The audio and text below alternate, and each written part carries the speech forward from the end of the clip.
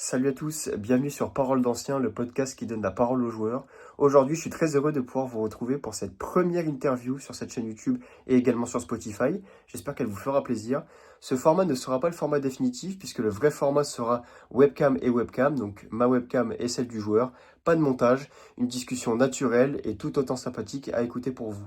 J'espère que cela va vous plaire. Moi en tout cas, je suis très heureux de pouvoir vous la proposer et je vous souhaite à toutes et à tous un excellent visionnage et une excellente écoute. L'invité que je reçois aujourd'hui a énormément de choses à nous raconter. C'est l'une des grosses figures du championnat. Il a disputé bon nombre de matchs dans le championnat de France. Les anecdotes ne peuvent qu'en être croustillantes. J'ai le plaisir de vous annoncer qu'aujourd'hui nous recevons Fabrice Pancrate. Très content de te recevoir Fabrice dans cette émission. Merci à toi d'avoir accepté l'invitation. Je te pose la première question traditionnelle. Fabrice, peux-tu te présenter brièvement sur qui tu es et quel a été ton parcours jusque maintenant? Je m'appelle Fabrice Pancrate. Je suis né à Paris 14e. J'ai grandi en banlieue parisienne. J'ai 45 ans aujourd'hui. J'ai eu la chance de devenir footballeur professionnel et d'accomplir mon rêve, je dirais. J'ai commencé d'abord dans les équipes de jeunes en amateur à Villepinte, en jeune, avant d'être détecté par le club de Louan-Cuiseaux lors d'un tournoi national à Garges-les-Gonesse. Et puis à Louan-Cuiseaux, j'ai intégré son de formation à l'âge de 16 ans. J'ai fait 4 ans là-bas, donc j'ai connu mes 2 premiers matchs pro en Ligue 2. C'était à l'époque contre Nice et contre Toulouse. J'allais sur mes 18 ans, c'était en 98, janvier ou février 98. Des suites de cela, j'ai la chance de signer à Guingamp après par la suite. Guingamp, Chine 2 ans, je connais mes contrats pro à l'âge de 21 ans. J'ai eu le temps de faire 5 ou 6 apparitions en Ligue 1. Mon premier baptême du feu, je dirais, c'était contre Bastia à Furiani avec Guingamp. Et après Guingamp, je signe au Mans où je fais 2 ans aussi et c'est là que je me révèle le plus parce que je fais 2 saisons pleines, on va dire, avec une montée historique au Mans de la Ligue 2 à la Ligue 1. Fort de ces 2 belles années, je suis recruté par le Paris Saint-Germain, par Vaïda Lozic. Je resterai 5 ans à Paris avec des bons moments, des moins bons aussi, mais de très bons moments. Football, aussi extra football, bonne bande de potes. Tu sais très bien, Paris, ça reste un club très exposé, donc et des hauts et des bas des fois, mais malgré tout ça, je garde de très bons souvenirs parce que ça reste un gros club et puis j'ai connu des bons moments sur la scène européenne comme le championnat de France ou les coupes nationales. Et après Paris, je pars à Newcastle une saison au terme de mon mandat à Paris. Et après Newcastle, on remonte en Première Ligue, une année aussi exceptionnelle avec une ambiance de feu à St James Park. Je reviens après en France et à défaut de retrouver un club, je vais à Larissa 6 mois, un club en Grèce où il y avait pas mal de joueurs français qui évoluaient, enfin ou francophones je dirais. Il y avait Daniel Cousin, Ibrahim Tal, Tavlaredis, Jérémy Njita et d'autres. De là, je reviens aussi une expérience un peu déçue de la Grèce parce que c'était pas mon choix, mais il fallait pas que je reste une saison sans rien faire. Donc je suis parti là-bas par défaut, je dirais. Et à mon retour en Europe, en France, je signe au FC Nantes. Très beau club, très belle ville, très belle région. On réaccède à la Ligue 1. J'étais venu pour un challenge, comme Nantes était en Ligue 2 depuis un certain temps. Et puis au bout de ma 2e année, on monte en Ligue 1. Et aujourd'hui, le club est pérennisé en Ligue 1 depuis 2014, ce qui est très bien. Pareil, bon moment à Nantes, un très beau club avec des bonnes personnes, des très bons moments au football. Je suis très content et fier, même si j'aurais pu mieux faire encore, je dirais, mais je suis content de ce que j'ai accompli et puis j'ai fini ma carrière au FC Nantes. Si tu devais retenir un moment ou un match marquant de ta carrière que tu as pu faire en Ligue 1, lequel tu choisirais ? Si je devais retenir un match ou un moment précis de ma carrière en Ligue 1, sans hésiter, la finale gagnée contre notre éternel rival, Marseille, en Coupe de France en 2006. Comme l'a dit Rudy dans vos interviews précédemment, c'est un moment magique parce que quand tu regardes le scénario en soi, quand on est en demi-finale, les 2 clubs, tout le monde prie et veut que ce soit une finale le PSG Marseille au Stade de France. Et leur rêve est réalisé. Au final de cette rencontre, on ressort vainqueur, d'autant plus marquant et puis plaisant parce qu'on avait fait une saison difficile. Et gagner cette finale nous faisait rattraper un peu la saison qu'on n'avait pas bien faite. Ambiance de fou, les 2 copes qui s'envoient les uns après les autres. Toute la famille était là, ça a été blindé. Le scénario aussi est bon parce qu'on ne parle pas de score fleuve 5-6-0, tu peux être dégoûté et puis les mecs quittent le stade. Non, c'était assez serré. On gagne par 2-1. Très très fort moment et la suite aussi, une belle soirée au Barrio Latino.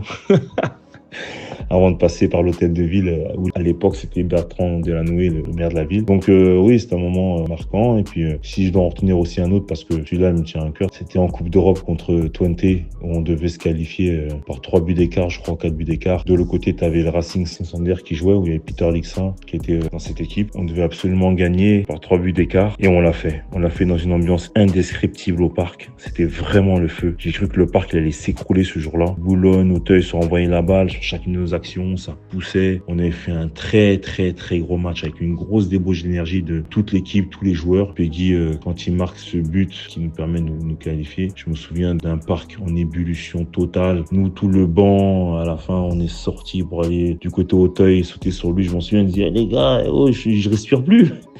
On avait sauté sur lui, c'était une ambiance. On avait fait des trucs qui, normalement, selon les codes de l'UEFA, tu ne peux pas faire. C'est-à-dire quand tu quittes le banc et tu sors des limites du terrain, voilà. Mais l'ambiance est tellement indescriptible. Les sentiments que chacun ressentait là étaient tellement forts que on a laissé éclater notre joie de manière spontanée et inopinée et dans une ambiance, comme je dirais, bombonera. C'était un feu le parc. Comme on aime le voir quand il est comme ça. C'était un moment assez marquant et jouissant et je ne peux que le citer parce que c'était quelque chose, effectivement. Au cours de ta carrière, quels auront été les coéquipiers ou les adversaires qui t'auront marqué? Alors moi, mes coéquipiers, je dirais que j'en ai joué pas mal, parce que j'ai fait quelques clubs. Dans chaque club, pour moi, j'ai eu des joueurs qui m'ont un peu marqué, mais si on doit cibler les joueurs les plus connus, au PSG, pour moi, il y avait Pedro, qui est incontestablement un attaquant hors pair, un buteur hors pair. Pas des grosses qualités physiques, athlétiques ou techniques, je dirais, parce que Pedro, si tu analyses son jeu, tu l'as jamais vu faire un passement de jambe ou une virgule ou quoi que ce soit, non. Mais par contre, son sens du but, son flair pour ressentir les bonnes actions, ses déplacements. Pedro, il avait une force. Tu le vois sur le moment quand il demande de l'appel. Quand il change, quand il décide, poum, il est dans ton rétroviseur, c'est déjà trop tard. Qualité de finisseur, incroyable. Je me souviens d'un entraînement d'ailleurs en période hivernale.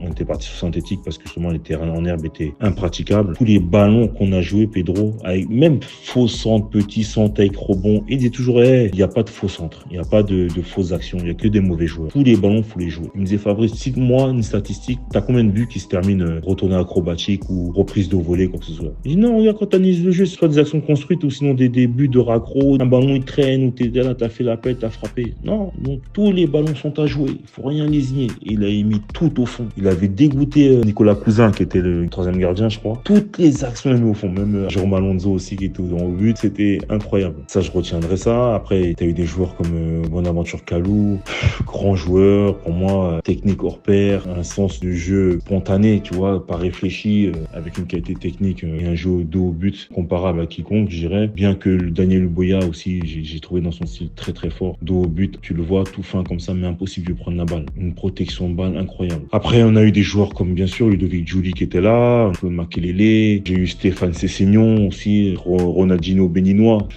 si je puis dire ainsi. Et puis, adversaire, et on a eu la chance de jouer en Liga quand Luis Hernandez est venu me chercher au Betis. Donc, il y a eu forcément Barcelone avec l'équipe des stratosphériques là, Ronaldinho, Eto'o, Deco, toute la bande là, c'était même Messi, je crois Messi était déjà là. Et ses débuts, c'était en 2007, je sais plus si c'était mars 2007 ou février 2007, je sais plus. Puis le Real Madrid aussi. Bon, il n'y avait pas les Galactiques au complet, mais c'était l'époque de Gucci, Raoul, Van Nistelrooy, Robinho, Beckham, Roberto Carlos. Il y avait du beau monde, vraiment du beau monde. Impressionnant, hein. T'es joueur comme eux, mais sur un moment, t'es un peu spectateur, tu regardes comme si t'étais dans un musée, tu vois. Je retiendrai eux parce que c'est les plus prestigieux, sinon il y a d'autres équipes aussi que j'ai pu jouer en Coupe d'Europe qui est pas mal. Puis comme adversaire, si je dois citer des noms aussi, pas d'adversaire mes coéquipiers, au Betis, j'avais Assunção, tu sais, ceux qui faisaient des coups francs qui a joué à la Roma, là. Tout le monde prend en exemple Juninho, mais faut savoir que Assunção, c'est lui qui a été le précurseur de ces coups francs là, frapper coup du pied un peu bizarre là. Qu'est-ce qu'il était fort lui aussi. T'as aussi Raphaël Sobis que j'ai connu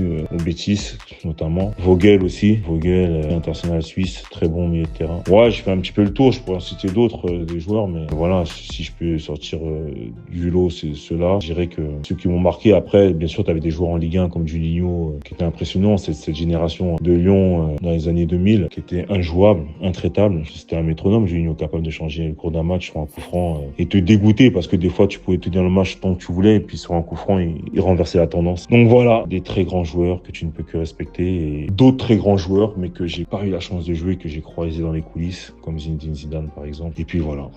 Au cours de ta carrière, tu as été amené à disputer bon nombre de matchs dans plein de stades différents. Est-ce que un stade et une ambiance en particulier auront vraiment retenu ton attention? Écoute, je dirais que moi, dans ma carrière, le stade qui avait l'ambiance la plus exceptionnelle, sans être chauvin, je dirais que le Parc des Princes reste unique. Tu sais, surtout quand t'es parisien, voilà, tu peux le constater. Surtout mon époque et l'époque d'avant, où t'avais les deux copes entiers, Boulogne et Auteuil, avec le feu qu'il peut y avoir dans ce stade. C'était incroyable. Après, quand t'es amateur de football et connaisseur de football, t'es obligé de dire que le Vélodrome aussi, c'était une ambiance de fou. Hostile pour nous, certes, en tant que Parisiens.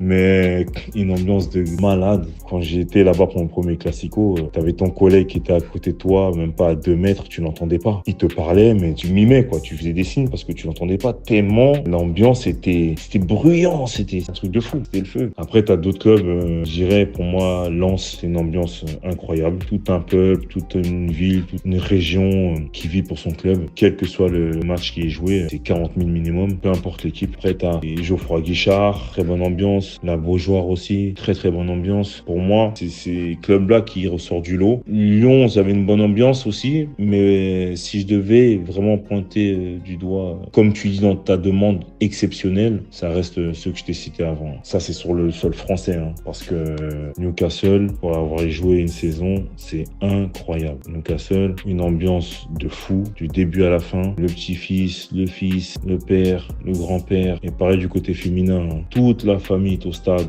ornée du maillot noir et blanc. Une ambiance de fou. Et ça chante du début à la fin, ça pousse son équipe, une ferveur de fou malade. Tout le monde pense que Liverpool est le club témoin de ce type d'ambiance, mais je vous assure que Newcastle bat Liverpool facile. Et Newcastle, c'est à domicile comme à l'extérieur. Tu vas à l'extérieur avec tes supporters, ils sont derrière toi, ils te mettent une ambiance, une ferveur de fou. À l'anglaise, comme on aime, ça joue, on espère en son équipe jusqu'à la dernière minute, on ne baisse jamais les bras et ça chante tue-tête avec une force incroyable. Franchement, Newcastle, ça m'a beaucoup marqué aussi. Après, il y a d'autres clubs que j'ai connus aussi. À l'étranger, quand on joue en Coupe d'Europe, tu as des clubs grecs comme Olympiakos, pour avoir joué avec Larissa. Oh là là, Olympiakos, c'est une ambiance de fou. Oh là là, c'est une ambiance vraiment de dingo. J'étais adversaire, bien sûr. On avait pris une soupape là-bas, je crois 7-0, 7-1. Mais une ambiance de fou, Olympiakos. Rien à dire, je te le dis. Et enfin, depuis ton départ du championnat, sur les 20 dernières années, comment tu trouves que la Ligue 1 a évolué? Est-ce qu'elle a évolué dans un bon sens, dans un mauvais sens? Est-ce qu'il y a certains aspects qui te dérangent ou même des aspects qui te plaisent? Ces 20 dernières années, on peut constater que le championnat a évolué en bien, je dirais positivement, et puis a fait un grand boom, un grand pas en avant. De mon époque à aujourd'hui, les droits télé ont évolué conséquemment, je dirais, pendant une période, avec l'arrivée des Qataris au Paris Saint-Germain. Point de vue financier, la Ligue 1, c'est sûr, bon, au-delà qu'elle a évolué énormément, à mon époque, moi, c'était un championnat réputé très physique, difficile pour les attaquants. J'ai une anecdote d'ailleurs, Javier Saviola, qui avait joué à Monaco à l'époque, avait dit que c'était le championnat le plus dur qu'il ait joué. Parce que effectivement, tu sais qu'en France, tactiquement, t'as les prises à deux, tout ça, dès que t'as un joueur qui est un peu dangereux, les causeries, les vidéos sont faites. Et dans d'autres championnats, c'est football total. T'es avec ton défenseur, t'es avec ton attaquant, c'est à toi de te démerder et gagner ton duel. Alors qu'en France, tout est étudié. Si t'as passé, il faut venir en couverture. Le latéral, faut qu'il soit épaulé par son excentré. Effectivement, je comprends les propos de Saviola parce que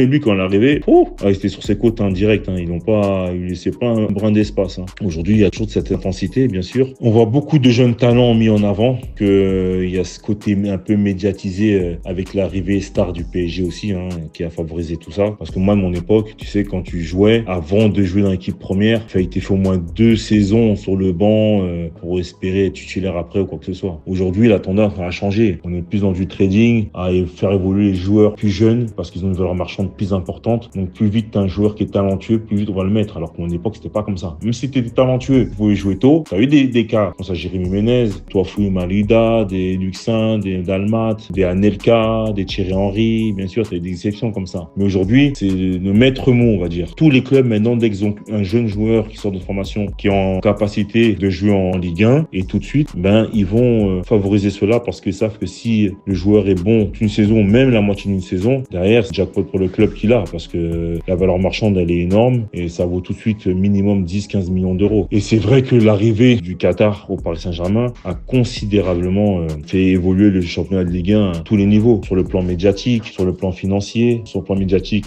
Paris concurrence et fait match avec toutes les grosses écuries qu'on connaît bien sûr dans notre championnat. Et puis au-delà de ça, sur le plan financier, quand tu fais arriver des stars comme Ibrahimovic, Messi, Mbappé, Neymar, Thiago Silva et j'en passe, et ça permet au club justement d'attirer des sponsors, d'attirer des investisseurs. Ça se répercute sur tous les autres clubs d'ailleurs, pas que sur PSG bien sûr. Donc oui, la Ligue 1 est vachement évoluée et a gagné en visibilité à l'international, mais tout de même elle garde son ADN, un mélange de formation de qualité et de compétitivité. Et c'est donc la fin de cette interview avec Fabrice Pancrate. Je le remercie énormément de sa présence et de ses réponses. C'était super intéressant d'avoir pu échanger avec lui. On en a appris un peu plus sur le monde du football à son époque et surtout d'en avoir appris un peu plus sur la vision du football actuel d'un ancien joueur pro. C'est très cool et très sympa de sa part, donc je le remercie énormément. Merci également à Rudy Haddad, sans qui cette interview ne serait pas possible. On n'oublie pas ceux grâce à qui ces interviews sont possibles. Donc je lui envoie de gros bisous et je le remercie énormément d'avoir permis à ce que cette interview soit possible. Moi, sur ce, je vous incite à vous abonner à cette chaîne YouTube. Grâce à vous, on va pouvoir accomplir de grandes choses en 2026. N'hésitez pas également à liker et à commenter pour référencer la vidéo et me permettre d'évoluer encore plus. Ce serait exceptionnel. Et moi, sur ce, je vous souhaite une bonne journée ou une bonne fin de journée et je vous dis à bientôt sur Parole d'Ancien.